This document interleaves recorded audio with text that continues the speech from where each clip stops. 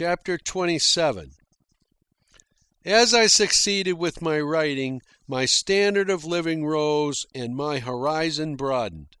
I confined myself to writing and typing 1,000 words a day, including Sundays and holidays. And I still studied hard, but not so hard as formerly. I allowed myself 5½ hours of actual sleep. I added this half hour because I was compelled. Financial success permitted me more time for exercise. I rode my wheel more, chiefly because it was permanently out of pawn, and I boxed and fenced, walked on my hands, jumped high and broad, put the shot, and tossed the caber, and went swimming. And I learned that more sleep is required for physical exercise than for mental exercise. There were tired nights bodily when I slept 6 hours, and on occasion of very severe exercise I actually slept 7 hours. But such sleep orgies were not frequent. There was so much to learn, so much to be done, that I felt wicked when I slept 7 hours. And I blessed the man who invented alarm clocks. And still no desire to drink. I possessed too many fine faiths, was living at too keen a pitch. I was a socialist, intent on saving the world, and alcohol could not give me the fervours that were mine from my ideas and ideals. My voice, on account of my successful writing, had added weight, or so I thought. At any rate, my reputation as a writer drew me audiences that my reputation as a speaker never could have drawn. I was invited before clubs and organizations of all sorts to deliver my message. I fought the good fight and went on studying and writing and was very busy. Up to this time, I had had a very restricted circle of friends. But now I began to go about. I was invited out, especially to dinner, and I made many friends and acquaintances whose economic lives were easier than mine had been. And many of them drank. In their own houses they drank and offered me drink. They were not drunkards, any of them. They just drank temperately, and I drank temperately with them as an act of comradeship and accepted hospitality. I did not care for it, neither wanted it, nor did not want it, and so small was the impression made by it that I do not remember my first cocktail nor my first Scotch highball. Well, I had a house. When one is asked into other houses, he naturally asks others into his house. Behold the rising standard of living. Having been given drink in other houses, I could expect nothing else of myself than to give drink in my own house. So I laid in a supply of beer and whiskey and table claret. Never since that has my house not been well equipped. And still, through all this period, I did not care in the slightest for John Barleycorn. I drank when others drank and with them as a social act. And I had so little choice in the matter that I drank whatever they drank. If they elected whiskey, then whiskey it was for me. If they drank root beer or sarsaparilla, I drank root beer or sarsaparilla with them. And when there were no friends in the house, why, I didn't drink anything. Whiskey decanters were always in the room where I wrote, and for months and years I never knew what it was, when by myself, to take a drink. When out at dinner, I noticed the kindly, genial glow of the preliminary cocktail. It seemed a very fitting and gracious thing. Yet so little did I stand in need of it, with my own high intensity and vitality, that I never thought it worth while to have a cocktail before my own meal when I ate alone. On the other hand, I well remember a very brilliant man, somewhat older than I, who occasionally visited me. He liked whiskey, and I recall sitting whole afternoons in my den, drinking steadily with him, drink for drink, until he was mildly lighted up, and I was slightly aware that I had drunk some whiskey. Now, why did I do this? I don't know, save that the old schooling held, the training of the old days and nights, glass in hand with men, the drinking ways of drink and drinkers. Besides, I no longer feared John Barleycorn. Mine was that most dangerous stage when a man believes himself John Barleycorn's master. I had proved it to my satisfaction in the long years of work and study. I could drink when I wanted, refrain when I wanted, drink without getting drunk, and to cap everything, I was thoroughly conscious that I had no liking for the stuff. During this period, I drank precisely for the same reason I had drunk with Scotty and the harpooner and with the oyster pirates, because it was an act that men performed with whom I wanted to behave as a man. These brilliant ones, these adventurers of the mind, drank. Very well. There was no reason I should not drink with them, I who knew so confidently that I had nothing to fear from John Barleycorn. And the foregoing was my attitude of mind for years. Occasionally I got well jingled, but such occasions were rare. It interfered with my work, and I permitted nothing to interfere with my work. I remember when spending several months in the East End of London, during which time I wrote a book and adventured much amongst the worst of the slum classes, that I got drunk several times and was mightily wroth with myself because it interfered with my writing. Yet these very times were because I was out on the adventure path where John Barleycorn is always to be found. Then, too, with the certitude of long training and unholy intimacy, there were occasions when I engaged in drinking hours with men. Of course, this was on the adventure path in various parts of the world, and it was a matter of pride. It is a queer man pride that leads one to drink with men in order to show as strong a head as they. But this queer man pride is not theory, it is fact. For instance, a wild band of young revolutionists invited me as the guest of honor to a beer bust. It is the only technical beer bust I ever attended. I did not know the true inwardness of the affair when I accepted. I imagined that the talk would be wild and high, that some of them might drink more than they might, and that I would drink discreetly. But it seemed these beer busts were a diversion of these high-spirited young fellows, whereby they whiled away the tedium of existence by making fools of their betters. As I learned afterward, they had got their previous guest of honor, a brilliant young radical, unskilled in drinking, quite pipped.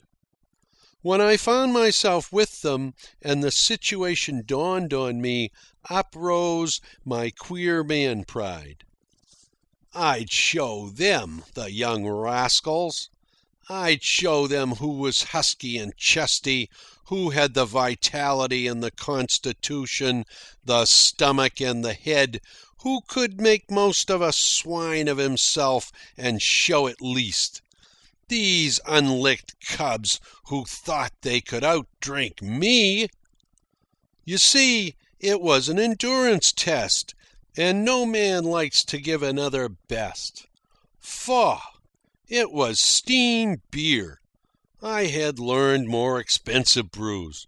Not for years had I drunk steam beer, But when I had drunk with men, and I guessed I could show these youngsters some ability in beer guzzling. And the drinking began, and I had to drink with the best of them. Some of them might lag, but the guest of honour was not permitted to lag. And all my austere nights of midnight oil, all the books I had read, all the wisdom I had gathered, went glimmering before the ape and tiger in me that crawled up from the abysm of my heredity, atavistic, competitive, and brutal, lustful with strength and desire to outswine the swine. And when the session broke up, I was still on my feet, and I walked, erect, unswaying, which was more than can be said of some of my hosts. I recall one of them in indignant tears on the street corner, weeping as he pointed out my sober condition. Little he dreamed the iron clutch, born of old training, with which I held to my consciousness in my swimming brain, kept control of my muscles and my qualms, kept my voice unbroken and easy, and my thoughts consecutive and logical. Yes, and mixed up with it all, I was privily a grin. They hadn't made a fool of me in that drinking bout, and I was proud of myself for the achievement. Darn it, I am still proud, so strangely is man compounded. But I didn't write my 1,000 words next morning. I was sick, poisoned. It was a day of wretchedness. In the afternoon, I had to give a public speech.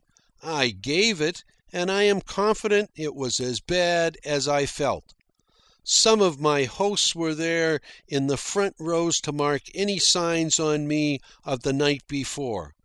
I don't know what signs they marked, but I marked signs on them and took consolation in the knowledge that they were just as sick as I. Never again, I swore, and I have never been inveigled into another beer bust. For that matter, that was my last drinking bout of any sort.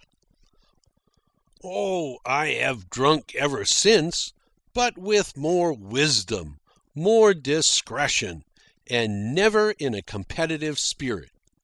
It is thus that the seasoned drinker grows seasoned. To show that at this period in my life drinking was wholly a matter of companionship, I remember crossing the Atlantic in the old Teutonic. It chanced at the start that I chummed with an English cable operator and a younger member of a Spanish shipping firm. Now, the only thing they drank was horse's neck, a long, soft, cool drink with an apple peel or an orange peel floating in it. And for that whole voyage, I drank horses' necks with my two companions. On the other hand, had they drunk whiskey, I should have drunk whiskey with them. From this it must not be concluded that I was merely weak. I didn't care. I had no morality in the matter. I was strong with youth and unafraid, and alcohol was an utterly negligible question as far as I was concerned. Chapter 28. Not yet was I ready to tuck my arms in John Barleycorn's.